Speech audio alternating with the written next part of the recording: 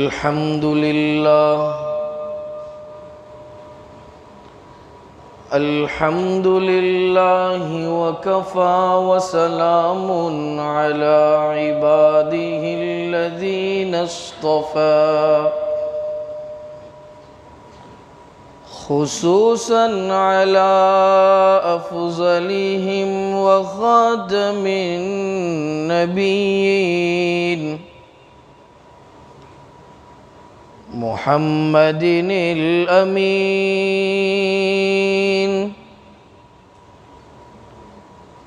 وعلى آله وصحبه أجمعين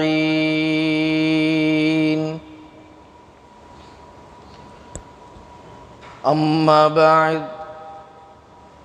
أعوذ بالله من الشيطان الرجيم بسم الله الرحمن الرحيم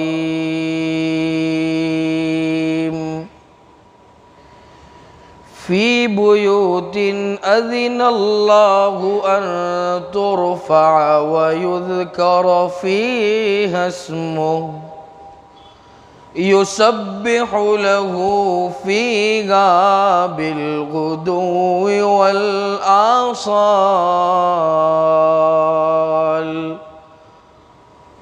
عن النبي صلى الله عليه وسلم أنه قال من بنى مسجدا لله بنى الله له مثله في الجنة صدق الله مولانا العظيم وصدق رسوله النبي الأمي الكريم ونحن على ذلك لمن الشاهدين والشاكرين والحمد لله رب العالمين اللهم صل على سيدنا محمد وعلى آل سيدنا محمد وبارك وسلم قابل احترام بزرگوں اور بھائیوں،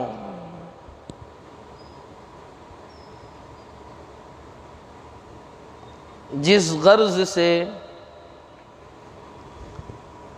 آج یہاں پر کچھ بات کرنے کے لیے مدعو کیا گیا، وہ غرض ہیں تعمیرات مساجد کی اہمیت،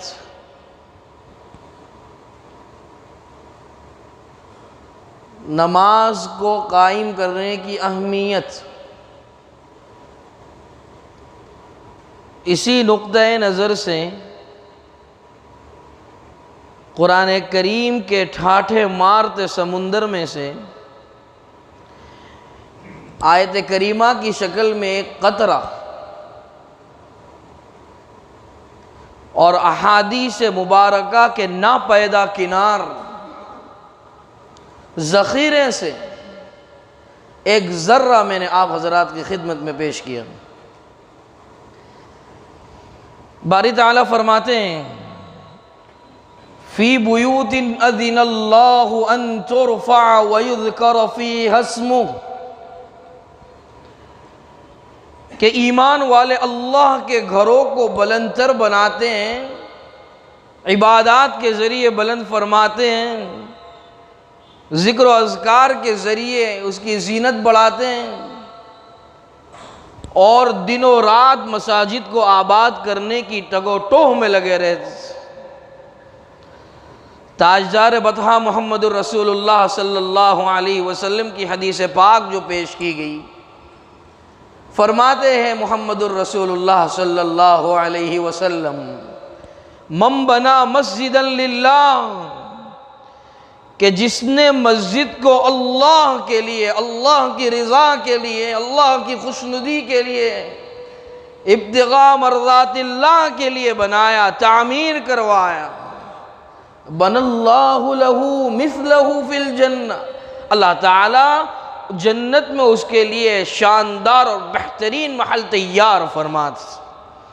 اور اللہ تعالیٰ نے جو محل تیار فرمانے کا فیصلہ فرمایا، نہ کسی آنکھ نے اسے دیکھا، نہ کسی کان نے اس کی حیت سنی، نہ کسی دماغ سے اس کا تصور گزرا، نہ کسی کے قلب سے اس کا وہم گزرا۔ ہمارے دل و دماغ سے پرے ہے یہ بات کہ اللہ تعالیٰ کیسا بدلہ عطا فرمائیں گے، اور دنیا میں تو بدلہ عطا فرمانے کا ہے ہی وعدہ، جب آخرت میں وہ پروردگار اتنا بڑا بدلہ دے گا تو کیا دنیا میں وہ محروم رکھے گا ہمیں؟ بتائیے مساجد کا قیام اور اس کی تعمیرات کیوں ہوتی؟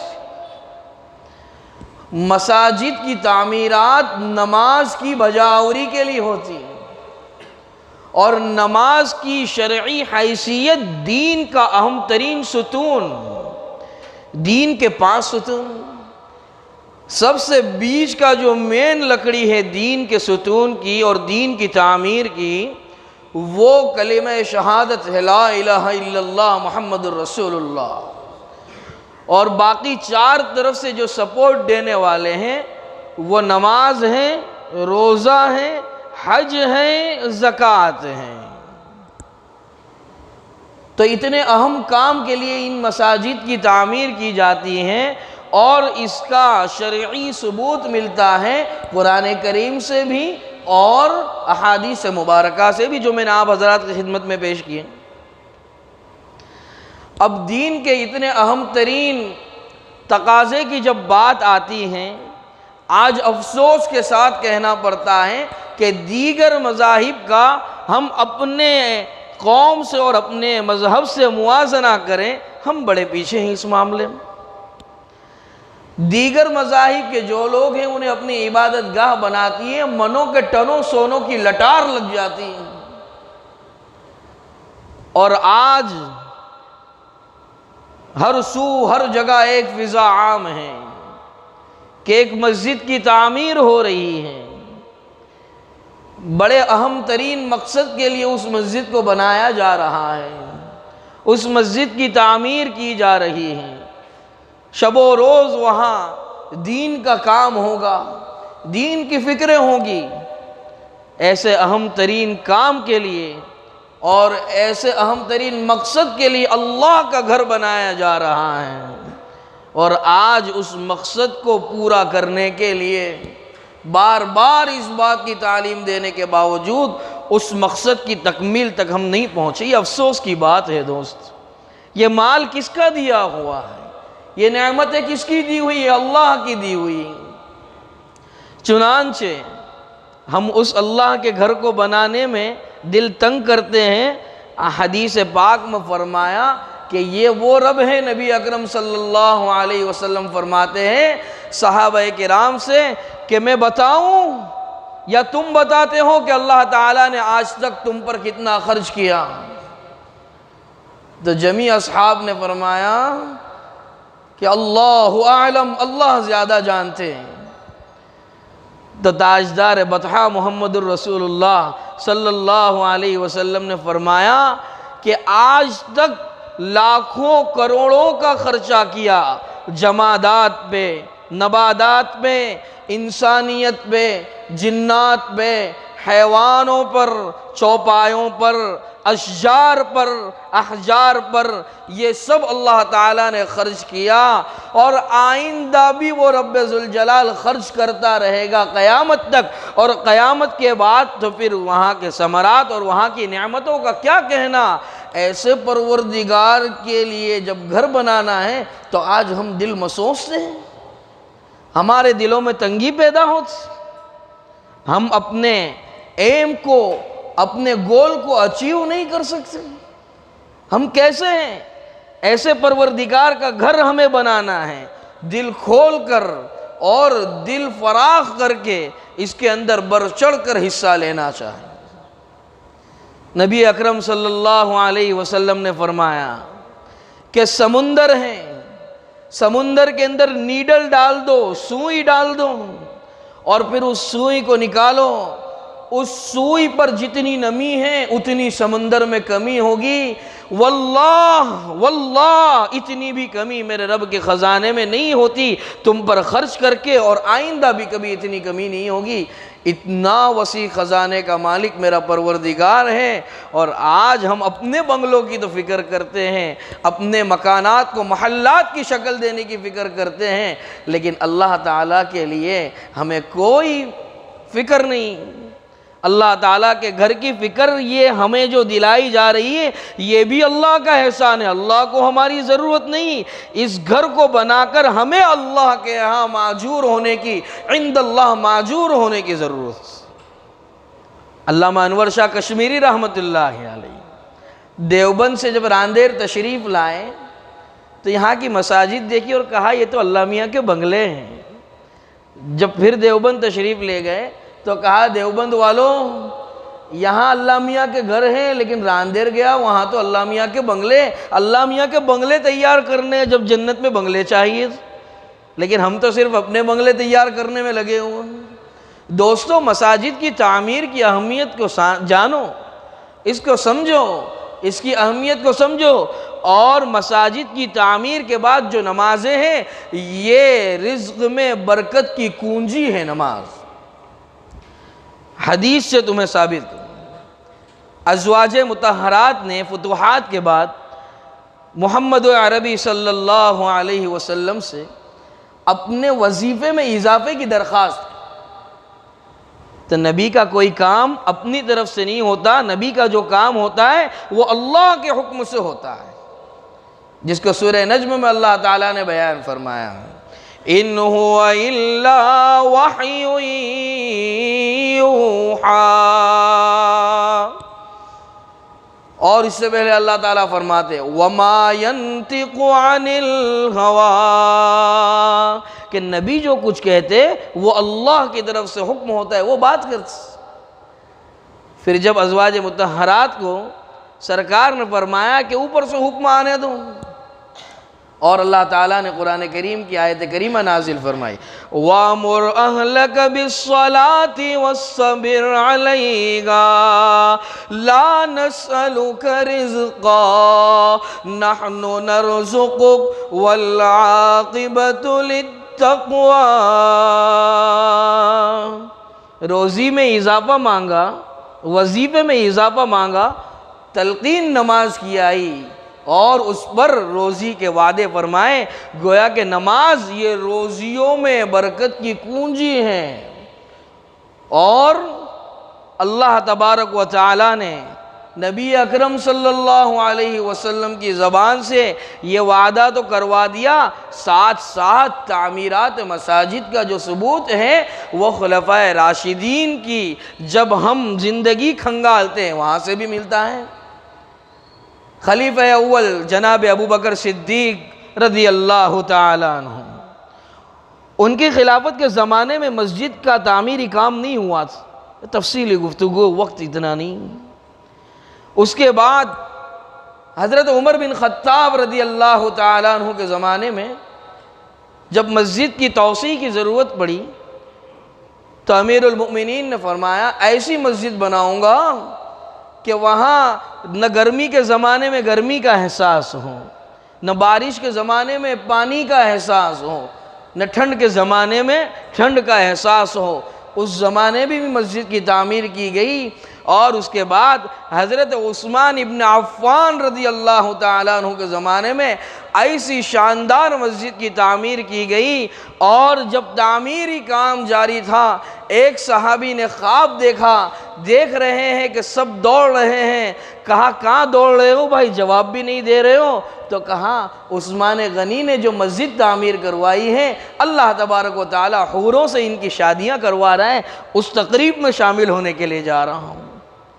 حوریں بھی چاہیے، جنت بھی چاہیے، ثمرات بھی چاہیے، لیکن کام جو کرنا ہے وہ نہیں کرنا، بس بغیر کام کے کاموں میں ہم لگے ہوئے ہیں۔ اب کہیں گے مولانا بغیر کام کے کیا کام؟ ایک بستی جہاں راتوں رات گورنمنٹ کا آرڈر آ گیا کہ یہ مسجد کی جو جگہ ہے خالی پڑی ہے، اگر کل تک یہاں پر مسجد تعمیر نہیں ہوئی تو گورنمنٹ اس جگہ کو آکیوپائیڈ کر لے گی۔ راتوں رات بستی والوں نے مشورہ کی، مشورے میں طے ہوا کہ ایک ایک فرد کو بستی کے لگ جانا ہے مسجد کی تعمیر میں، صبح تک مسجد تیار کرنی ہے۔ اب دیکھا صبح تک مسجد تیار ہو گئی، امام نے شاندار نماز بھی پڑھا دی فجر میں، تب مسئلہ آیا کہ مسجد کا نام کیا رکھا جائے؟ تو پھر فیصلہ کیا اس مسجد کا نام شب بھر رکھا جائے، یعنی ایک رات میں بنی ہوئی مسجد۔ علامہ اقبال کو جوش آ گیا، مسجد تو بنا لی شب بھر میں ایمان کی حرارت والوں نے، من اپنا پرانا پاپی ہے برسوں میں نمازی بن نہ سکا۔ تو مسجد کی جو شاندار بنانے کی تلقین اور اس کی طرف ترغیب دی جا رہی ہے وہ اس لیے کہ یہ مسجد شاندار ہوگی تو مسجد میں دل لگے گا، اور اس کے اندر جانداری پیدا ہوگی تو وہ نمازوں سے ہوگی۔ پھر ایک بستی والوں کا معاملہ آیا، کہا مسجد بنانی ہے، غریبوں کی بستی ہے، اللہ کو کہتے ہیں کسی کی ضرورت نہیں تو ہم کہاں سے پیسے لائیں گے؟ بستی والوں نے مشورہ کیا، غریب آدمی بھی ہوٹل میں تو چلا ہی جاتا ہے ویکینڈز پر، تو کہا پورا گاؤں جو ہے اب ہوٹل میں نہیں جائے گا کھانے کے لیے، تو کیا کرے گا بھائی؟ ویکینڈ کے اوپر جو خرچ ہوتا ہے 3-4 ہزار روپیہ ہوٹل کا، اس کو ہم گھر کے اندر صندوق بناتے اس میں ڈال دیں گے، 1-2 مہینے کے بعد پورے گاؤں نے وہ صندوق کھولے، اتنا پیسہ تیار ہو گیا، کوئی چندے کی ضرورت نہیں، مسجد تیار ہو گئی۔ فکر تو لیں، اور جب ہوٹل کا دن آتا اور پیسے صندوق سے میں ڈالتے تو گاؤں والے گھر میں سوکھی اور روٹی کھا کر یوں کہتے گویا کہ کھا لیا۔ پھر اس مسجد کے نام رکھنے کا مسئلہ آیا تو اس مسجد کا نام رکھا مسجد گویا کہ کھا لیا۔ ہم سوچیں تو صحیح، تدبر تو کریں، غور و فکر تو کریں، بہت آسان کام ہے، لیکن ہر کام آسان تب ہوتا ہے جب نظام ہو، جب ترتیب ہو، انداز ہو، اس انداز سے کیا جائے تو وہ کام آسان ہے، اور اس انداز سے نہ کیا جائے تو بہت مشکل۔ مسجدیں ہائی فائی بناتے ہیں، بعضوں کا اعتراض ہوتا ہے کیوں ہائی فائی بنائی بھائی مسجد؟ تو نے گھر کیوں ہائی فائی بنایا بھائی؟ مسجدیں 3rd کلاس ہونی چاہیے اور گھر ہمارے ہائی فائی ہونی چاہیے، ایسا نہیں، مسجدیں بھی اچھی ہونی چاہیے۔ اللہ تعالیٰ کے گھر ہیں، ہمارے گھروں سے ان گھروں کو زیادہ سنوارنا ہمیں گوارا ہو، یہ طبیعت ہونی چاہیے۔ بھائی وہاں مدرسہ شروع کیا، وہاں اسکول شروع، کیا ضرورت تھی مدرسہ شروع کرنے کی؟ کیا ضرورت تھی وہاں اسکول شروع کرنے کی؟ ایک تو کچھ ہوتا نہیں اور کرنے والوں کو ہم کرنے دیتے نہیں۔ اعتراض کرنے والا کہتا ہے کیوں؟ ہمارے حضرت قاری رشید احمد اجمیری صاحب دامت برکاتہم العالیہ بڑی بہترین مثال دیتے ہیں۔ اعتراض کرنے والا کہتا ہے کیوں؟ تو جب دروازہ بگڑتا ہے تو وہ بھی آواز کرتا ہے چوں، تو اعتراض کرنے والا جب کہتا ہے کیوں تو یہ بگڑے ہوئے دروازے کی طرح ہے جو کوئی کام کا نہیں ہے، صرف ببڑے گا اور بکے گا، اس سے کوئی کام نہیں ہونے والا۔ ادھورو گھڑوں چھلکائے ودھارے، جس کے اندر کچھ نہیں ہوتا بہت ڈک ڈک ڈک ڈک کرتا ہے، اور جس میں بہت کچھ ہوتا ہے خاموشی کے ساتھ، تواضع کے ساتھ، انکساری کے ساتھ، للہیت کے ساتھ، اخلاص کے ساتھ کام کرتا ہے، اور وہ جب دنیا سے چلا جاتا ہے وہ ذات تو چلی گئی، وہ شخص تو چلا گیا، لیکن اس کے کام تا دم حیات اور تا روز قیامت اس بات کی گواہی دیں گے کہ فلاں شخص تھا، اس نے اللہ کے اس گھر کو تعمیر کیا تھا، فلاں شخص چلا گیا، اس نے اللہ کے گھر میں یہ چیز دی تھی، فلاں شخص چلا گیا، اس نے اللہ کے گھر کا یہ حق ادا کیا تھا۔ تو کیوں کر ہم اس فہرست میں شامل نہ ہو؟ کیوں کر ہمارا نام قیامت تک نہ گردانا جائے کہ اللہ کے گھر کی تعمیر کرنے میں اس کا ہاتھ تھا، اور لوگ ہمارے لیے دعا کرے۔ جب تک یہاں عبادات ہو، جب تک ریاستیں ہوں، جب تک دین کا کام ہو، جب تک تبلیغ کا کام ہو، جب تک علماء تقریریں کرے، جب تک مدرسے چلیں، تب تک اس کے نامہ اعمال کے اندر اضافہ ہو، ثواب جاریہ کا کام ہے۔ اسی غرض کو لے کر ابھی مرکز جو بن رہا ہے، مرکز کی جو مسجد بن رہی ہے، وہاں کے تعلق سے پیسے لینے کے لیے، چندہ کرنے کے لیے اللہ کے سپاہی، مسجد کے سپاہی کھڑے ہوں گے۔ دل کھول کر تعاون کریں، اس نیت سے تعاون کریں کہ ایک دوں گا تو 700 کا وعدہ ہے، اور اللہ کا 700 ایسا ہوگا کہ دنیا والے اس 700 کی کفالت اور اس 700 کا بدلہ نہیں دے سکتے۔ حق سبحانہ و تعالی بڑھ چڑھ کر ہمیں تعاون کرنے کی توفیق عطا فرمائے۔ مسجد کی جو تعمیر ہے اس کی اہمیت اور اس کا اجر ہمارے دلوں میں جاگزین فرمائے، اور کہنے سننے سے زیادہ عمل کی توفیق عطا فرمائے۔ انہی چند ناقص گزارشات کے ساتھ میں اپنی بات ختم کرتا ہوں۔ وآخر دعوانا ان الحمدللہ۔